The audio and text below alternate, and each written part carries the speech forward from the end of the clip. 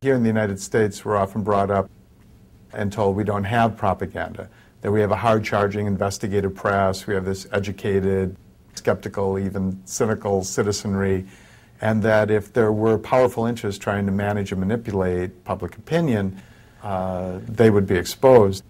The reality actually is just the opposite. Academics like Alex Carey and others who've spent their lifetimes looking at how propaganda works finds that it's actually in Western democracies and open societies where you need the most sophisticated sorts of propaganda. And since World War I, thanks to people like Ivy Lee and Eddie Bernays, propaganda has become a business, this business of public relations.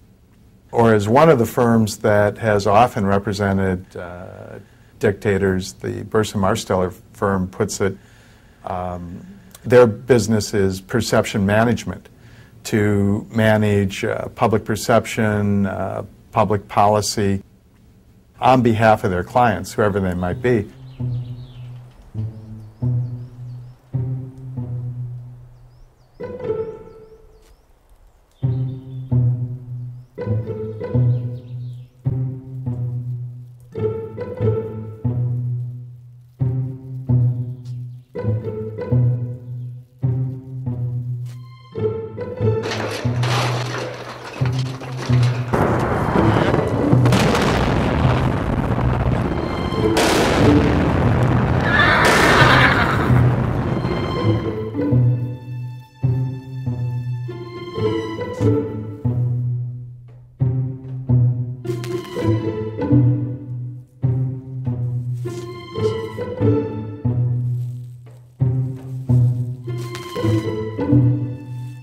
April 9th, 2003. Throngs of Iraqis spontaneously attack a statue of Saddam Hussein, the face obscured with Old Glory. Later, the stars and stripes are replaced with red, white, and black, symbolizing the transference of power from the liberators to the liberated. Defense Secretary Donald Rumsfeld describes the scenes as breathtaking. For the British Army, they are historic. BBC Radio calls them amazing. And they were, because the entire event was staged. Years after the operation, a U.S. Army report admitted that the toppling of the Saddam statue had been engineered by a psychological operations group. The document states, "Our TPT, or Tactical PSYOP team, saw the statue as a target of opportunity." A week earlier, another psychological operation laid the groundwork for what followed. The script was for a female Rambo turned damsel in distress to be rescued by U.S. armed forces. In the situation that we're talking about here with Private Lynch, as you know, on about the 23rd of March, her 507th maintenance company was ambushed. A number of the members of that maintenance company were killed, a number captured, and a number were unaccounted for, she being one of them. We waited 24 hours to get the cameras there to set up the whole thing to make this a big rescue, and the SWAT team goes in to save her, and then she becomes an instant celebrity overnight. That story happened the same day that the tanks were rolling into Baghdad. That's the same day that we shelled the Palestine hotel where the independent journalists were. The same day we blew up Al Jazeera's television station.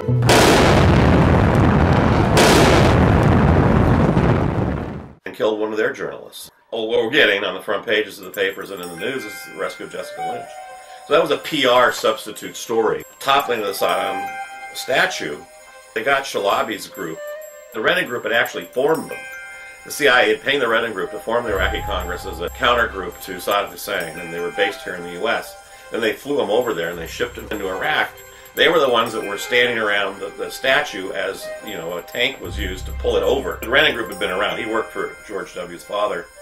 And he worked for Clinton, too. His firm, he used to be a public relations press guy for Carter. And he created a PR firm that specialized in war. The head of the Rendon Group, John Rendon, denies that he is a national security strategist or a military tactician. Rather, he states, "I am a politician and a person who uses communication to meet public policy or corporate policy objectives. In fact, I am an information warrior and a perception manager." Following the first Gulf War, Rendon was paid $23 million by the CIA to create anti-Saddam propaganda.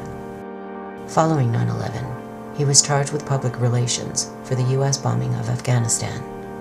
Rendon is far from alone. Public relations has mushroomed into a $200 billion a year industry, with PR flacks in the United States now outnumbering journalists. Propaganda has become the primary means by which the wealthy communicate with the rest of society.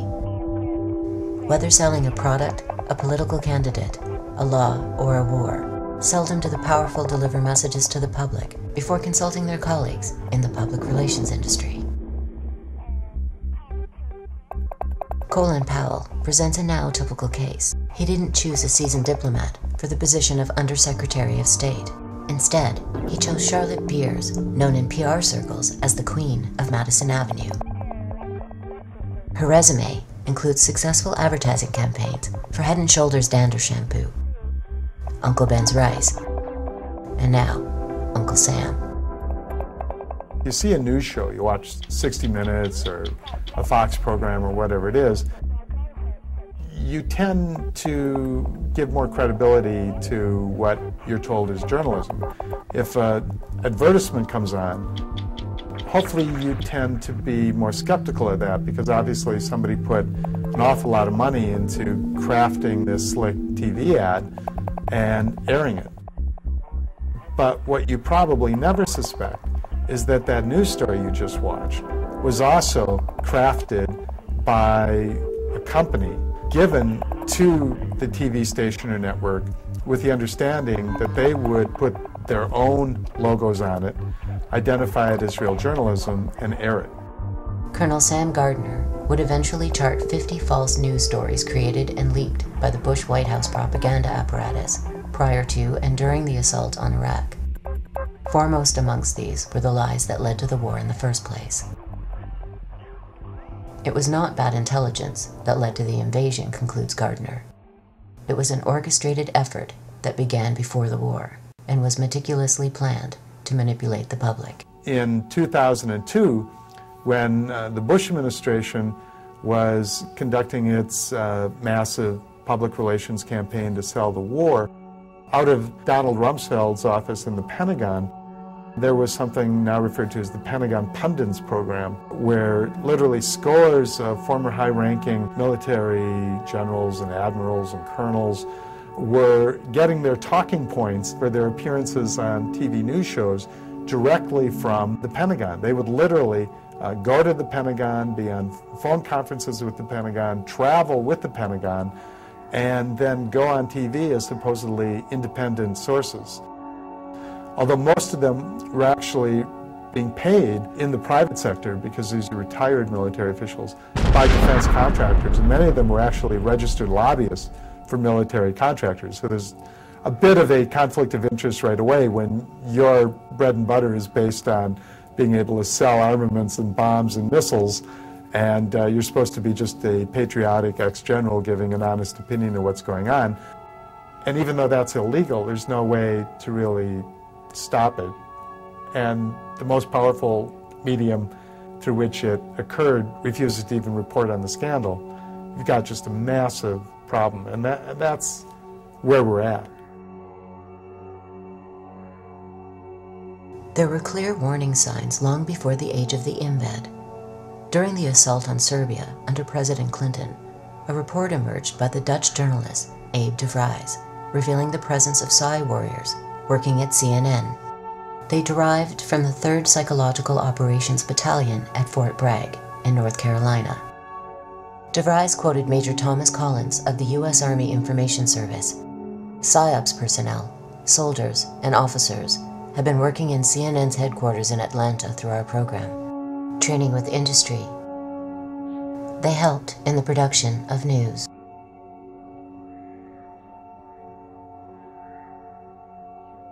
What made the Iraq War different were not so much the tactics or even the scale, but the high-tech synergy.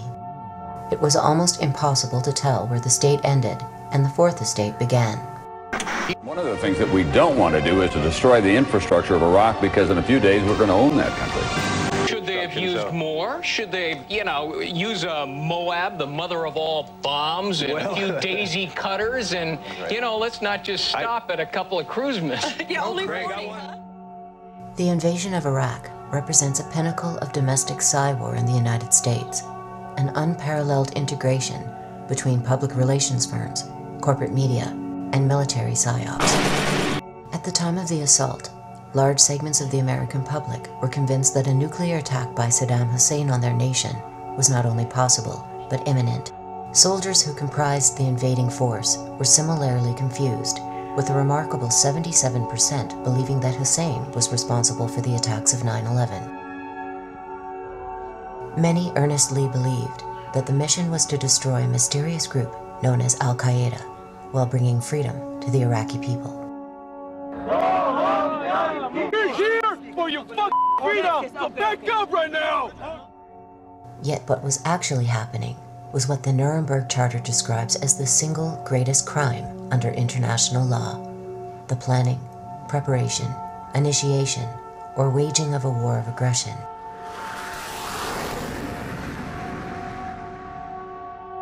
Seven years later, the results of the invasion are clear. According to The Lancet, one of Britain's most respected medical journals, approximately 600,000 Iraqis had been killed from the invasion as of 2006. By 2009, a polling agency put the number at over 1 million. 4 million Iraqis have been made refugees in their own country. Their entire society is shattered. How did the land of the free and the home of the brave arrive at a place where citizens could be manipulated with such efficiency and on such a massive scale?